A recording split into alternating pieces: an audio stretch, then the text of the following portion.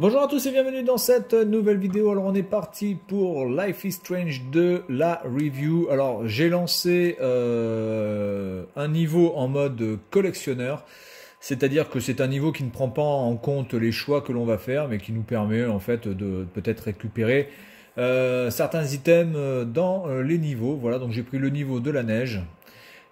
Juste après l'épisode 1 que je vous avais, je crois, présenté. Alors ensuite, j'ai pas pu y jouer parce que malheureusement, ici à Taïwan, je n'avais plus accès au téléchargement des 4 autres épisodes. Et puis, alléluia, une fois, ça s'est débloqué. Et donc, j'ai téléchargé les 4 épisodes, il me semble, il y a à peine une semaine. Et j'ai donc fini le jeu. Donc je vais donner un petit peu mon avis sur ce Life is Strange 2, donc qui n'a pas de lien réellement direct avec les personnages des autres Life is Strange, hein, le 1 et Before the Storm, même si il y a quand même une sorte de petit lien par rapport aux événements. Mais il n'y a pas vraiment, voilà, il n'y a pas d'histoire par rapport à Max, par rapport à Chloé. Elles sont totalement oublié, et Rachel aussi, l'autre, je crois qu'elle s'appelait Rachel, hein. Voilà. Donc ici nous avons Sean le plus grand et Daniel le plus petit qui a donc des pouvoirs, il me semble que c'est quoi, télékinétique, je sais plus comment ça s'appelle, ce pouvoir de pouvoir soulever comme ça les objets.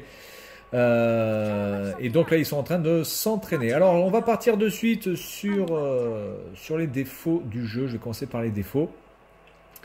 Alors déjà, premier défaut pour moi, c'est clairement pas le meilleur Life is Strange. Je préfère toujours le premier. Voilà, le premier Life is Strange avec Max et Chloé. Ensuite, je mettrai celui-là en deuxième et Before the Storm en dernier parce que Before the Storm, ça m'a pas, voilà, ça m'a pas transcendé. Ça n'a pas été quelque chose qui m'a beaucoup plu. Enfin, c'était pas mal, mais voilà, c'était passable.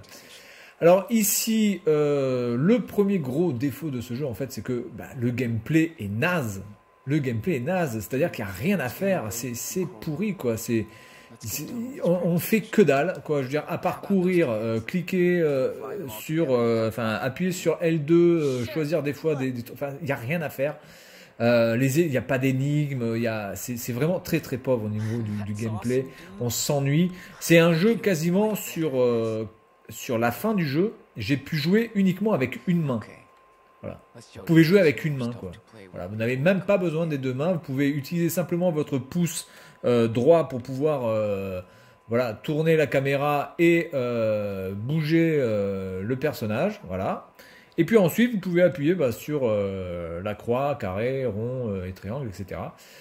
Donc voilà, pour moi, le gameplay est encore plus navrant que le gameplay de Before the Storm, alors que bon, déjà Before the Storm c'était pas quelque chose d'exceptionnel. Donc à ce niveau là je trouve que le gameplay a régressé à chaque épisode. Voilà, c'est quand même dommage parce que le pouvoir qu'a notre petit frère pourrait nous donner, faire des trucs de fou, quoi. On pourrait essayer d'interagir avec les objets, de pouvoir faire des blagues sur les routes en faisant tomber des arbres ou quoi que ce soit, enfin j'en sais rien, mais là on ne peut pas le faire, on n'a aucun pouvoir là-dessus, tout est scripté.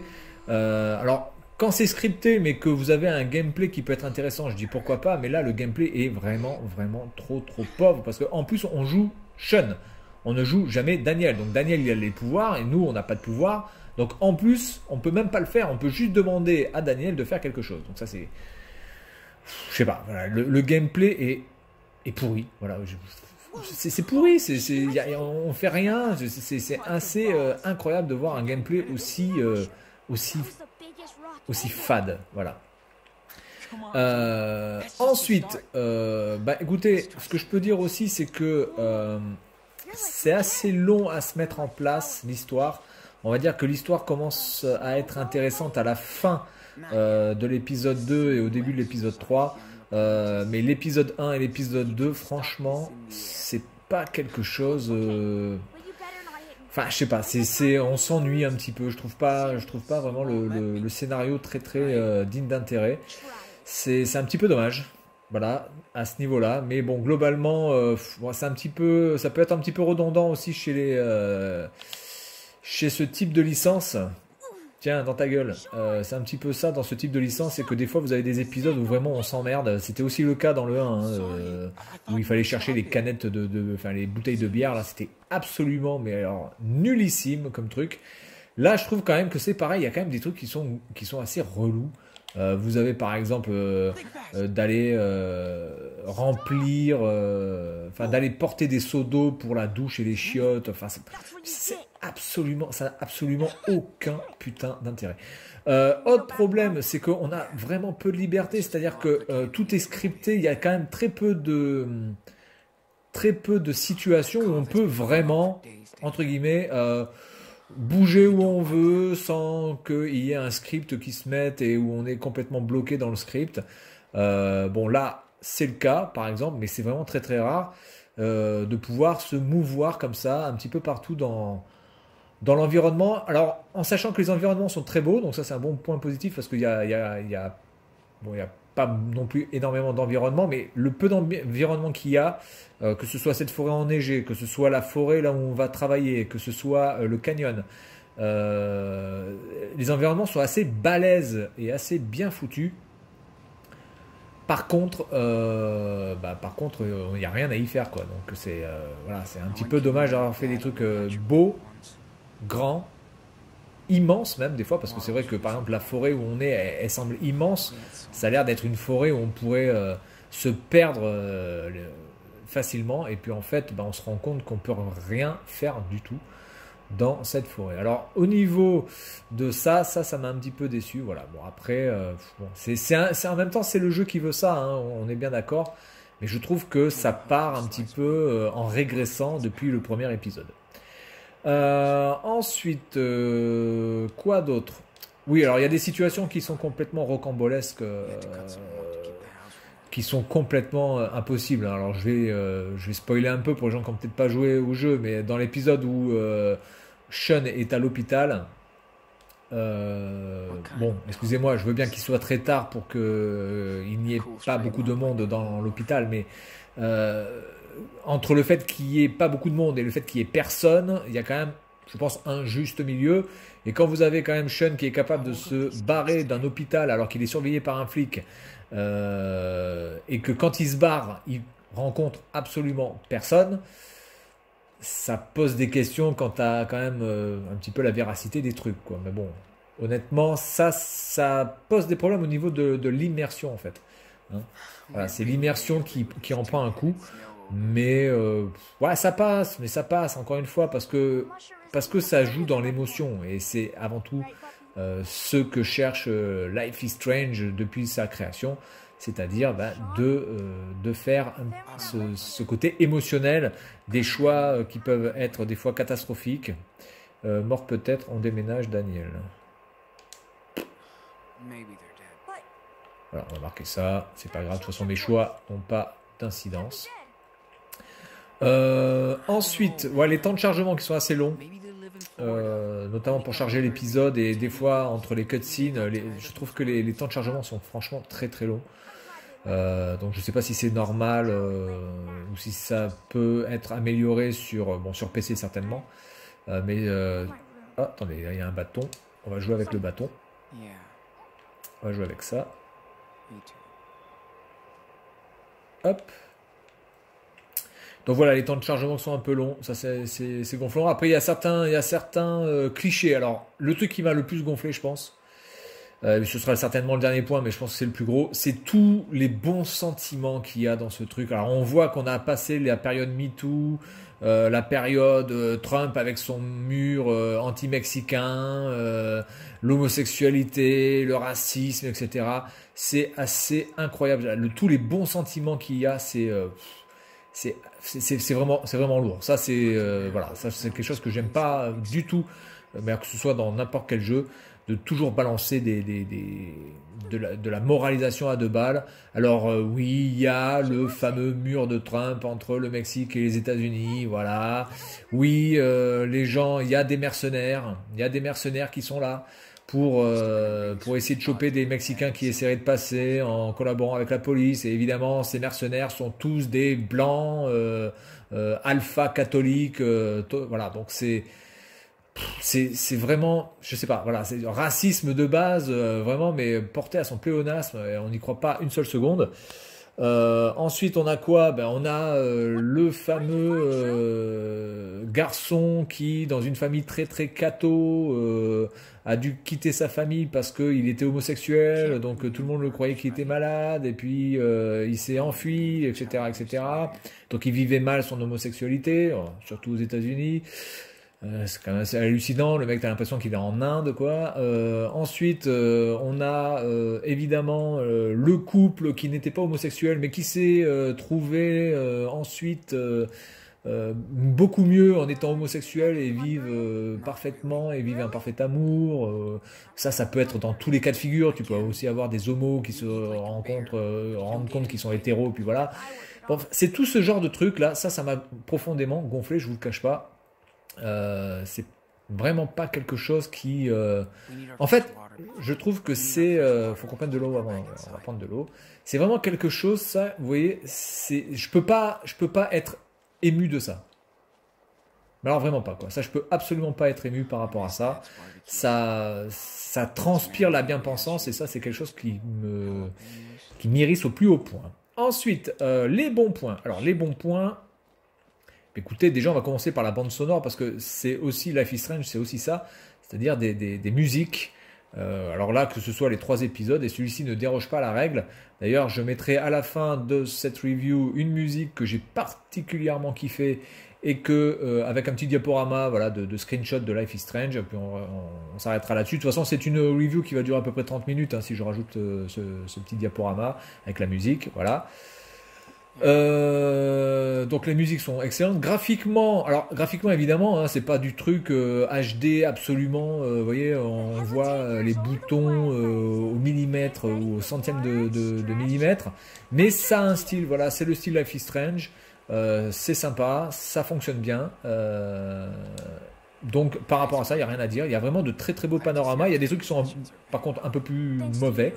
Il faut le reconnaître. Notamment, il y a des bugs d'affichage, hein, des fois entre deux cutscenes, donc c'est assez saoulant. Voilà. Quoi d'autre? Ensuite, l'attachement que l'on peut avoir avec ces deux jeunes qui vraiment tout au long de l'aventure vont être de plus en plus proches et puis il va y avoir des péripéties. Alors je vais quand même donner un meilleur point à Sean qu'à Daniel. Sean qui m'a vraiment lui beaucoup ému mais tout au long du jeu.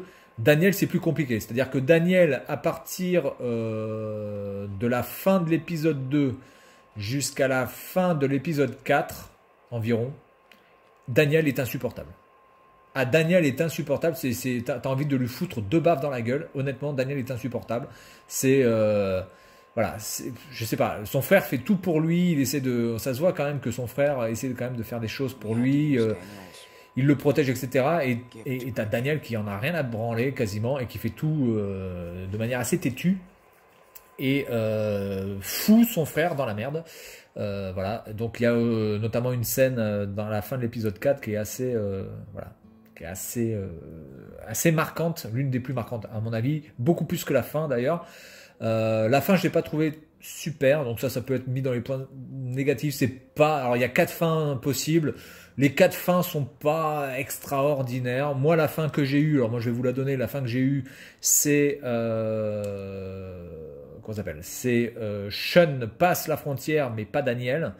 Et je trouve bizarrement que cette fin était très très bien pour les deux personnages. Voilà, c'est pas une bonne fin parce que pour moi j'ai pas eu vraiment beaucoup d'émotions sur cette fin par rapport à Life is Strange 1, le tout premier épisode. Mais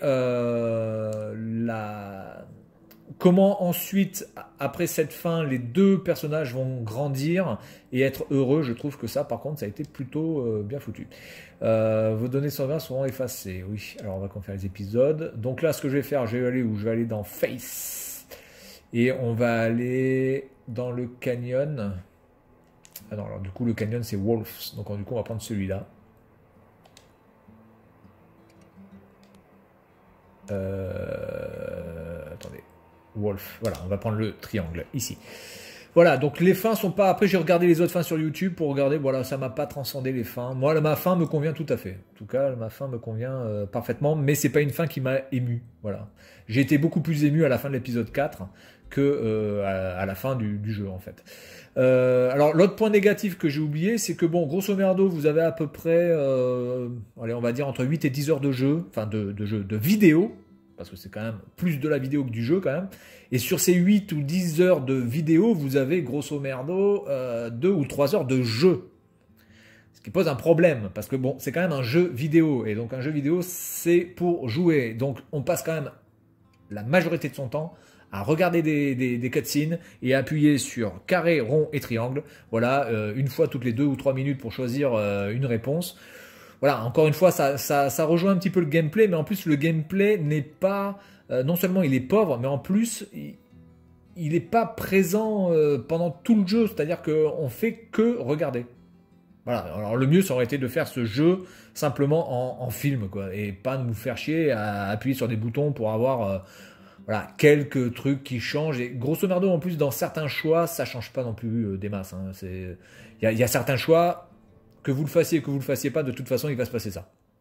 Il y a certains choix que vous faites, peu importe ce que, par exemple, pour l'hôpital, peu importe le choix que vous allez faire, vous allez finir à l'hôpital. Voilà. Quoi que vous fassiez. Peu importe tous les choix que vous allez faire en amont, vous irez à l'hôpital. Donc ça, voilà, c'est pas assez poussé à ce niveau-là, hein, le fait de pouvoir vraiment changer l'histoire, de pouvoir modifier réellement l'histoire. Voilà. Donc, autre point positif, bien... Il y a des personnages par contre qui sont attachants, je pense notamment à Cassidy, je pense, alors un personnage secondaire évidemment, à Cassidy, je pense à Finn dans une moindre mesure, on a qui? On a Jacob et on a la mère, Karen, qui va être très importante à partir de la fin de l'épisode 4 jusqu'à la fin quasiment du jeu, quoi, hein. Voilà, donc il y a vraiment des personnages qui sont assez sympas. S'il y a alors je sais plus comment il s'appelle ce personnage, son ami dans l'épisode 3, il me semble, l'ami de Daniel qui a perdu sa mère, je me rappelle plus de son prénom, et qui est Brian. Est-ce qu'il s'appelle pas Brian, j'en sais plus. Voilà, lui aussi il est attachant, voilà, il est dans son monde de super héros, etc. Donc ça c'est assez bien foutu. Quoi d'autre? Bah écoutez, en point positif, pas grand chose, parce que bon, encore une fois, comme le gameplay est pauvre, il n'y a pas grand chose à dire. La durée de vie, ça va, quoi. On va dire que 10 heures de jeu, 8-10 heures de jeu pour ça, ça va. Voilà, donc j'ai pas grand chose à dire d'autre. Donc ce qu'on va faire, c'est qu'on va s'arrêter là. Jeu qui est, ma foi, bien, voilà, c'est un bon jeu. J'ai pris du plaisir à y jouer, mais c'est pour moi clairement pas le meilleur Life is Strange. Je le mettrai en deuxième position. Before the Storm, pour moi, il est en dernier, clairement. C'est pas c'est vraiment pas le meilleur. Je sais pas, j'ai eu du mal avec Chloé, en fait, de vraiment m'attacher avec Chloé. C'est assez compliqué. Autant Max, oui. Chloé, c'est un peu plus compliqué. Je sais pas, elle a un côté qui me plaît pas forcément. Et voilà, donc du coup on va s'arrêter là. Donc j'ai certainement oublié d'autres trucs, hein, parce que là, je fais cette review complètement en live, je peux pas vraiment... Si après, s'il y a un autre point négatif, c'est tous ces trucs qu'on récupère qui servent à rien, quoi. Genre on a des items qu'on ne peut même pas utiliser vraiment quand on veut. Voilà, le côté dessin, ah oui, alors ça je vais finir avec ça en côté négatif, le dessin, parce qu'en fait Sean c'est un dessinateur, c'est quelqu'un qui dessine très très bien, et vous avez la possibilité par moment de pouvoir dessiner des panoramas, des personnages, ou peu importe, donc il faut se focaliser avec le bouton croix, je crois, et puis ensuite il faut donc baisser sa tête pour regarder son cahier et dessiner, et là pour dessiner en fait tout ce que vous avez à faire c'est prendre le stick droit et le bouger, voilà, dans tous les sens, au gré de ce que ça veut bien faire. Et puis vous dessinez, quoi. C'est nul. C'est nul. C'est absolument pas intéressant. Je veux dire, vous laissez la manette posée sur la table et avec votre index, vous bougez. Voilà, vous bougez votre stick droit comme ça. Et puis vous dessinez. Ouais, c'est super cool ça. C'est complètement pourri alors que ça aurait pu être vraiment beaucoup mieux fait, amélioré, pour qu'on puisse vraiment prendre du plaisir à dessiner en fait les paysages et les personnages que l'on a envie de dessiner. Et malheureusement, ça n'a pas été le cas. Donc voilà. Donc tout ce qui est partie gameplay, malheureusement, ça a été fait, mais au minimum syndical. Et malheureusement, un jeu vidéo, c'est quand même avant tout aussi du gameplay. Et par rapport à ça, c'est une régression par rapport à Before the Storm, qui était déjà, elle, une régression par rapport au premier épisode. Voilà, donc c'est tout pour cette vidéo. Je vous laisse à la fin avec la musique que j'ai vraiment kiffé. Je vais mettre d'ailleurs le lien de la musique dans la description. Et puis moi, je vous dis à la prochaine. Salut à tous.